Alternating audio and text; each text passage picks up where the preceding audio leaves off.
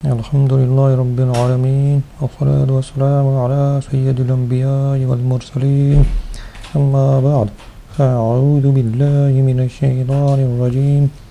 بسم الله الرحمن الرحیم۔ آج کے بیان میں ہم وضو کے بارے میں کچھ مسائل بیان کریں گے۔ اللہ تعالیٰ کا فرمان قرآن مجید میں ہے، یا ایہا الذین آمنوا اذا قمتم الى الصلاة فاغسلوا وجوہکم وایدیکم الى المرافق وامسحوا برؤوسکم وارجلکم الى الکعبین۔ ترجمہ: اے ایمان والو، جب تم نماز پڑھنے کا ارادہ کرو اور وضو نہ ہو تو اپنے منہ اور کونیوں تک ہاتھوں کو دھو اور سروں کا مسح کرو اور ٹخنوں تک پاؤں دھو۔ وضو کے بارے میں اب احادیث بیان کی جائیں گی۔ حدیث نمبر 1 امام بخاری اور امام مسلم کی حدیث ہے۔ حضرت ابو ہریرہ رضی اللہ عنہ سے مروی ہے کہ نبی کریم صلی اللہ علیہ وسلم ارشاد فرماتے ہیں، قیامت کے دن میری امت اس حالت میں بلائی جائے گی کہ منہ اور ہاتھ پاؤں آثار وضو سے چمکتے ہوں گے، تو جس سے ہو سکے چمک زیادہ کرے۔ حدیث نمبر 2 صحیح مسلم میں ابو ہریرہ رضی اللہ عنہ سے مروی ہے کہ نبی کریم صلی اللہ علیہ وسلم نے صحابہ کرام سے ارشاد فرمایا، کیا میں تمہیں ایسی چیز نہ بتا دوں جس کے ساتھ اللہ تعالیٰ خطائیں معاف فرما دے اور درجات بلند کرے؟ عرض کی، ہاں یا رسول اللہ صلی اللہ علیہ وسلم۔ فرمایا، جس وقت وضو ناگوار ہوتا ہے اس وقت وضو کامل کرنا اور مسجدوں کی طرف قدموں کی کثرت اور ایک نماز کے بعد دوسری نماز کا انتظار، اس کا ثواب ایسا ہے جیسے کفار کی سرحد پر حمایت بلاد اسلام کے لیے گھوڑا باندھنے کا۔ امام مالک و نسائی عبداللہ سنابحی رضی اللہ عنہ سے مروی ہے، رسول اللہ صلی اللہ علیہ وسلم فرماتے ہیں کہ مسلمان بندہ جب وضو کرتا ہے تو کلی کرنے سے منہ کے گناہ گر جاتے ہیں، اور جب ناک میں پانی ڈال کر صاف کیا تو ناک کے گناہ نکل گئے، اور جب منہ دھویا تو اس کے چہرہ کے گناہ نکلے یہاں تک کہ پلکوں کے نکلے، اور جب ہاتھ دھوئے تو ہاتھوں کے گناہ نکلے یہاں تک کہ ہاتھوں کے ناخنوں سے نکلے، اور جب سر کا مسح کیا تو سر کے گناہ نکلے یہاں تک کہ کانوں سے نکلے، اور جب پاؤں دھوئے تو پاؤں کی خطائیں نکلی یہاں تک کہ ناخنوں سے، پھر اس کا مسجد کو جانا اور نماز مزید بڑھا۔ صحیح مسلم کی حدیث ہے کہ رسول اللہ صلی اللہ علیہ وسلم فرماتے ہیں، جو مسلمان وضو کرے اور اچھا وضو کرے، پھر کھڑا ہو اور باطن و ظاہر سے متوجہ ہو کر 2 رکعت نماز پڑھے، اس کے لیے جنت واجب ہو جاتی ہے۔ مسلم شریف کی حدیث ہے، حضرت امیر المومنین فاروق اعظم عمر بن خطاب رضی اللہ عنہ سے روایت ہے، رسول اللہ صلی اللہ علیہ وسلم نے فرمایا، تم میں سے جو کوئی وضو کرے اور کامل وضو کرے پھر پڑھے، اشہد ان لا الہ الا اللہ وحدہ لا شریک لہ واشہد ان محمدا عبدہ ورسولہ، اس کے لیے جنت کے 8 دروازے کھول دیے جاتے ہیں، جس دروازے سے چاہے داخل ہو۔ ترمذی نے حضرت عبداللہ بن عمر رضی اللہ عنہ سے روایت کی، رسول اللہ صلی اللہ علیہ وسلم نے فرمایا، جو شخص وضو پر وضو کرے اس کے لیے 10 نیکیاں لکھی جائیں گی۔ پہلے جو آیت مبارکہ بیان کی گئی اس سے ثابت ہوتا ہے کہ وضو میں 4 فرض ہیں۔ نمبر 1 منہ دھونا، نمبر 2 کونیوں سمیت دونوں ہاتھوں کا دھونا، نمبر 3 سر کا مسح کرنا، اور نمبر 4 ٹخنوں سمیت دونوں پاؤں کا دھونا۔ کسی عضو کے دھونے سے یہ معنی ہے کہ اس عضو کے ہر حصہ پر کم سے کم 2 بوند پانی بہہ جائے، یعنی اس حصہ پر کم از کم 2 قطرے پانی بہہ جائے۔ بھیگ جانے یا تیل کی طرح پانی لگا لینے سے یا ایک آدھ قطرہ بہہ جانے سے دھونا نہیں کہیں گے، نہ اسے وضو یا غسل ادا ہوتا ہے۔ اس عمل کا لحاظ بہت ضروری ہے، لوگ اس طرف اکثر توجہ نہیں کرتے اور نمازیں بیکار ہو جاتی ہیں۔ بدن میں بعض جگہیں ایسی ہیں کہ جب تک ان کا خاص خیال نہ کیا جائے ان پر پانی نہیں بہتا، جس کی تشریح ہر عضو کے بیان میں کی جائے گی۔ جس جگہ موضع حدث پر تری پہنچنے کو مسح کہتے ہیں۔ نمبر 1 منہ دھونا، شروع پیشانی سے، یعنی جہاں سے بال جمنے کی انتہا ہو، تھوڑی تک طول میں اور عرض میں ایک کان سے دوسرے کان تک منہ ہے، اس حد کے اندر جلد کے ہر حصہ پر ایک مرتبہ پانی بہانا فرض ہے۔ جس کے سر کے اگلے حصہ کے بال گر گئے یا جمے ہی نہیں ہے اس پر وہیں تک منہ دھونا فرض ہے جہاں تک عادتاً بال ہوتے ہیں، اور اگر عادتاً جہاں تک بال ہوتے ہیں اس سے نیچے تک کسی کے بال جمے تو ان زائد بالوں کا جڑ تک دھونا فرض ہے۔ مونچھوں یا بھووں یا بچی کے بال گھنے ہوں۔ بچی وہ جگہ ہے کہ جو نچلے ہونٹ اور ٹھوڑی کے درمیان میں جو بال ہوتے ہیں، وہ جو اگر یہ بال اگر گھنے ہوتے ہیں کہ کھال بالکل دکھائی نہیں دیتی تو وہاں پر جلد کا دھونا فرض نہیں ہے، بالوں کا دھونا صرف فرض ہے۔ اور اگر ان جگہوں کے بال گھنے نہ ہوں تو جلد کا دھونا بھی فرض ہے۔ اگر مونچھیں بڑھ کر لبوں کو چھپا لیں تو اگرچہ گھنی ہوں مونچھیں ہٹا کر لب کا دھونا فرض ہے۔ داڑھی کے بال اگر گھنے نہ ہوں تو جلد کا دھونا فرض ہے، اور اگر گھنے ہوں تو گلے کی طرف دبانے سے جس قدر چہرے کے گردے میں آئیں ان کا دھونا فرض ہے، جڑوں کا دھونا فرض نہیں ہے، اور جو ہلکے سے نیچے ہوں ان کا دھونا ضروری نہیں۔ اور اگر کچھ حصہ میں گھنے ہوں اور کچھ چھدرے تو جہاں گھنے ہوں وہاں بال، اور جہاں چھدرے ہوں یعنی کم بال ہوں اس جگہ جلد کا دھونا فرض ہے۔ لبوں کا وہ حصہ جو عادتاً لب بند یعنی ہونٹ بند کرنے کے بعد ظاہر رہتا ہے اس کا دھونا فرض ہے۔ تو اگر کوئی خوب زور سے ہونٹوں کو بند کر لے، اس میں کچھ حصہ چھپ گیا، اس پر پانی نہ پہنچا، نہ کلی کی کہ دھل جاتا تو وضو نہ ہوگا۔ ہاں وہ حصہ جو عادتاً منہ بند کرنے میں ظاہر نہیں ہوتا اس کا دھونا فرض نہیں ہے۔ رخسار اور کان کے بیچ میں جو جگہ ہے جسے کن پٹی کہتے ہیں اس کا دھونا فرض ہے۔ ہاں اس حصہ میں جتنی جگہ داڑھی کے گھنے بال ہوں وہاں بالوں کا، اور جہاں بال نہ ہوں یا گھنے نہ ہوں تو جلد کا دھونا فرض ہے۔ نتھ کا سوراخ اگر بند نہ ہو تو اس میں پانی بہانا فرض ہے، جیسے کہ عورتیں ناک میں نتھ ڈالنے کے لیے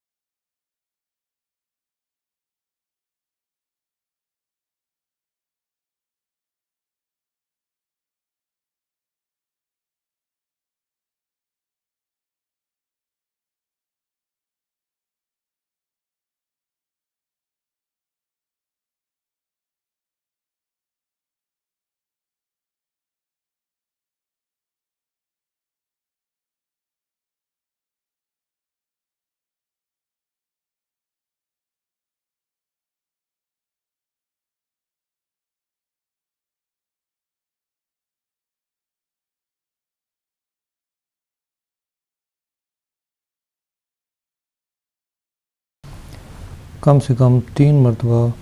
دائیں بائیں اوپر نیچے کے دانتوں میں مسواک کرے اور ہر مرتبہ مسواک کو دھو لے، اور مسواک نہ بہت نرم ہو نہ سخت، اور پیلو یا زیتون یا نیم وغیرہ کڑوی لکڑی کی ہو، میوے یا خوشبودار پھول کے درخت کی نہ ہو،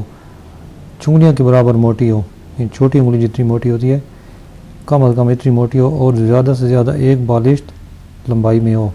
اتنی چھوٹی نہ ہو کہ مسواک کرنا دشوار ہو۔ جو مسواک 1 بالشت سے زیادہ ہوتی ہے اس پر شیطان بیٹھتا ہے، جیسے کہ حدیث پاک میں ہے۔ مسواک جب قابل استعمال نہ رہے تو اسے دفن کر دیں یا کسی جگہ احتیاط سے رکھ دیں کہ کسی ناپاک جگہ نہ گرے، کہ ایک تو اعلیٰ ادائے سنت ہے، اس کی تعظیم کرنی چاہیے، دوسرے منہ کا جو پانی ہوتا ہے ایک کسی بھی مسلمان کا وہ ناپاک جگہ نہیں ڈالنا چاہیے۔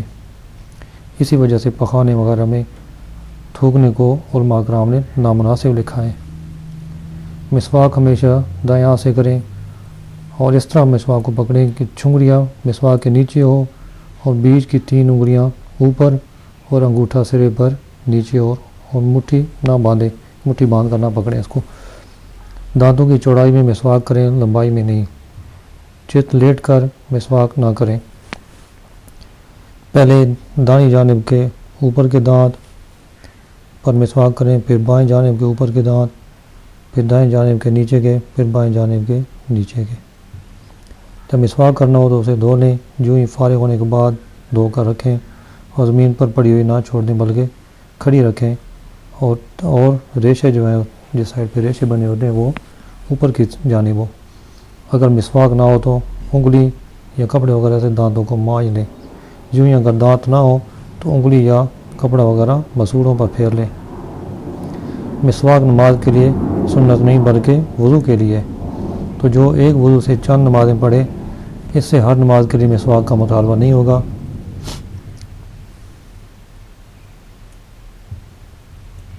اس کے بعد 3 چلو پانی سے کلیاں کریں کہ ہر بار منہ کے ہر پرزے پر پانی بہہ جائے، اور روزہ دار نہ ہو تو غرغرہ کریں۔ پھر 3 چلو سے 3 بار ناک میں پانی چڑھائیں کہ جہاں تک نرم گوشت ہوتا ہے ہر بار اس پر پانی بہہ جائے، اور روزہ دار نہ ہو تو ناک کی جڑ تک پانی پہنچائے، اور یہ دونوں کام دانے ہاتھ سے کریں۔ پھر بائیں ہاتھ سے ناک صاف کریں۔ منہ دھوتے وقت داڑھی کا خلال کریں بشرطے کہ احرام نہ باندھے ہو، یوں کہ انگلیوں کو گردن کی طرف سے داخل کریں اور سامنے نکالیں۔ یہ داڑھی کا خلال کرنے کا طریقہ ہوتا ہے۔ ہاتھ پاؤں کے انگلیوں کا خلال کریں، پاؤں کے انگلیوں کا خلال بائیں ہاتھ کی چنگلیاں سے کریں، اس طرح کہ دانے پاؤں میں چنگلیاں سے شروع کریں اور انگوٹھے پر ختم کریں، اور بائیں پاؤں میں انگوٹھے سے شروع کر کے چنگلیاں پر ختم کریں۔ اگر بے خلال کیے پانی انگلیوں کے اندر نہ پہنچتا ہو تو خلال فرض ہے، یعنی پانی پہنچانا۔ اگرچہ بے خلال ہو، مثلا گھائیاں کھول کر اوپر سے پانی ڈال دیا یا پاؤں حوض میں ڈال دیا،